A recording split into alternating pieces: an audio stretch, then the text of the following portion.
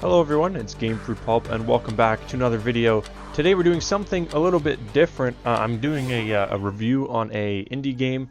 The developer of the game actually reached out to me and asked if I was interested in doing a review of the game, and I figured why not, because it would bring a sort of game that's not well known to your attention, and it's a game that I played with for an hour or two, and I got some good enjoyment out of it. It's something a little bit different, something I haven't really done on my channel before. But I guess I'll introduce you to Orbox C. It's the third game in the series. There's Orbox and Orbox B, and now there's Orbox C. It's a puzzle or logic game, and I'm dropping things on my desk. It's a puzzle or logic game. It's available on Steam, and it's a really cheap game, which is one of the reasons why I thought it'd be a good idea to review.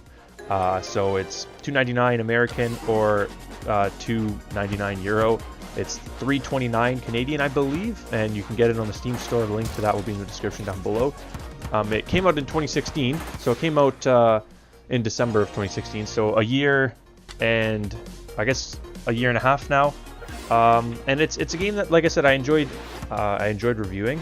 And one of the things that makes it really good is that there's actually a free version that you can try before you buy the game. And so this is what I'm playing now in the background, is the free version. There's 30 levels of the free version, and you could sort of try it out, see if it's a game that you like.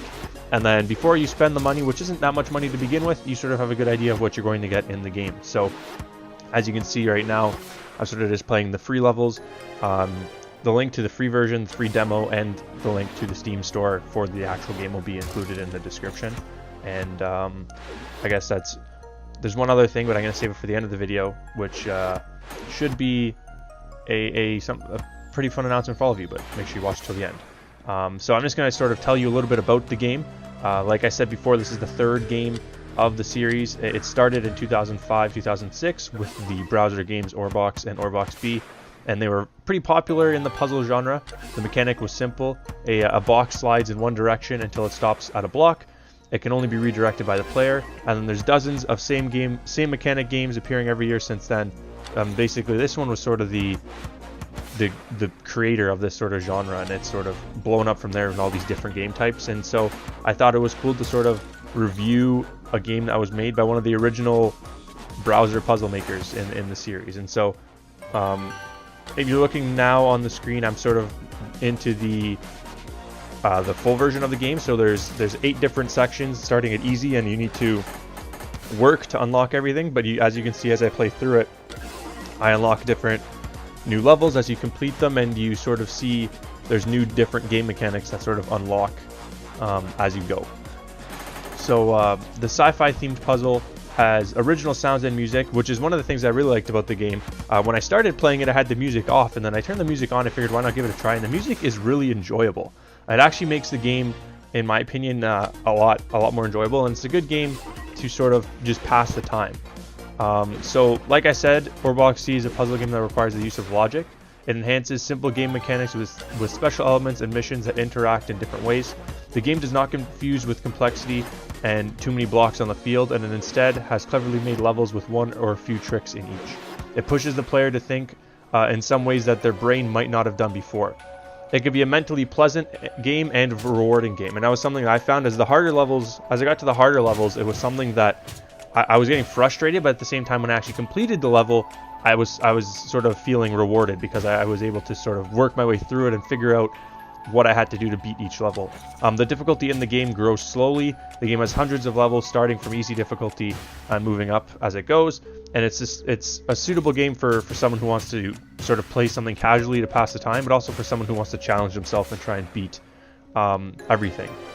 The game has 3 record counters: score, time, and steps, and each one will require different tactics to get the best score. And now I'm just going to sort of go over the features of the game. There are 7 level packs with 30 levels in each, so 210 levels in total. It has great level design. It's a simple game mechanic that makes it easy to learn but hard to master. There's lots of levels for players who are beginning, but there's also lots of levels for players who are advanced and more hardcore. The controls are instant, and everything responds right away. There's different special blocks and elements. There's 5 different types of missions. Like I said before, there's 3 different types of record keeping. There's about 10 hours worth of gameplay in total if you are an average player. The sci-fi style has good visuals. It has original sound and music. It has achievements, which I got, you'll see later in the video.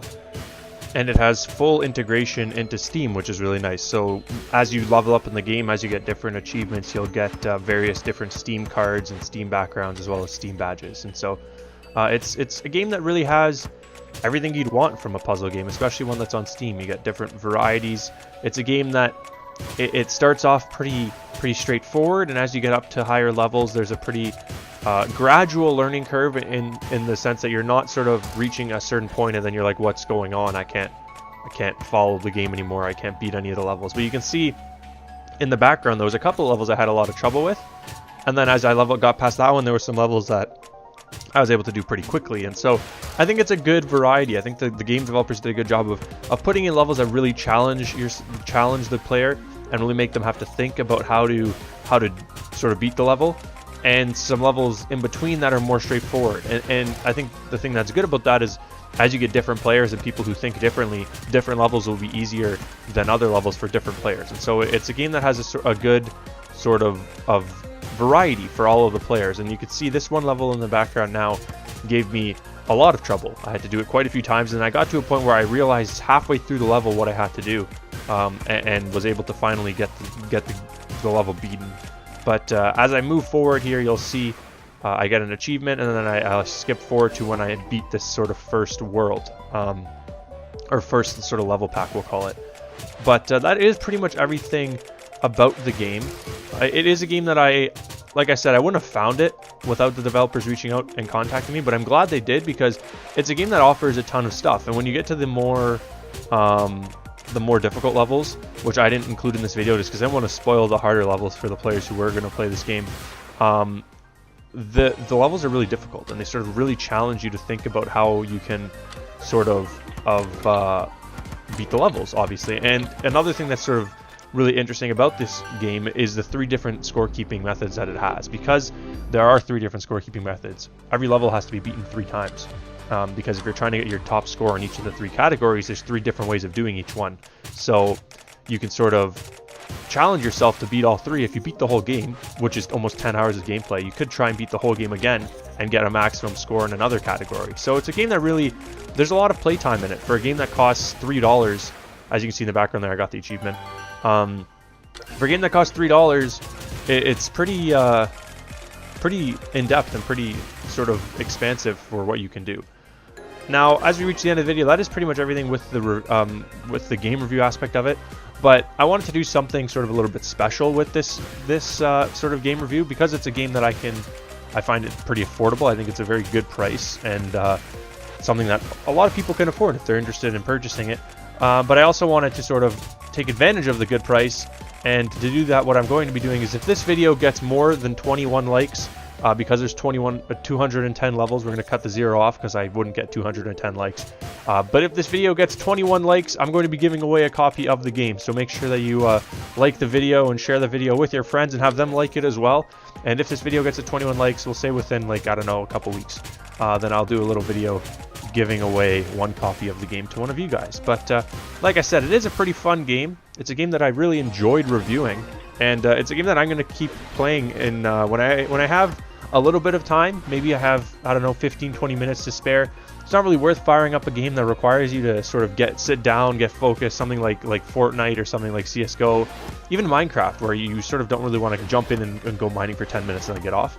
But each of these levels is sort of between 1 minute if you really know what you're doing as you get harder, and some of them will last you 10-15 minutes if you can't figure it out, right? And so it's a good game if you have a little bit of time and you don't want to just sort of sit there waiting for whatever you're waiting for to sort of load up the game and play. And so this is the level I actually stopped at for the recording, because I had a ton of trouble with it. I couldn't figure out how to beat this level.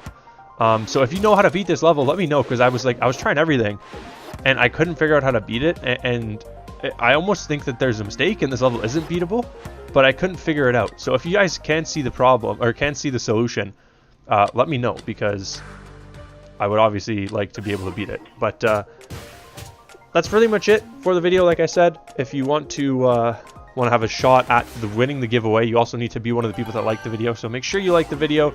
If you get to the video to more than 21 likes, then we will be giving away a copy of Orbox C, I want to thank the developer again for contacting me, because it was a game, like I said, I never would have really noticed. I don't really look through indie games all that often, which is honestly kind of something I should improve on, because I like pretty much every genre of video game except for horror, and I don't really play that many of them because I sort of just pick the big three, so like Minecraft, Fortnite, CSGO for me right now, and just play those pretty consistently.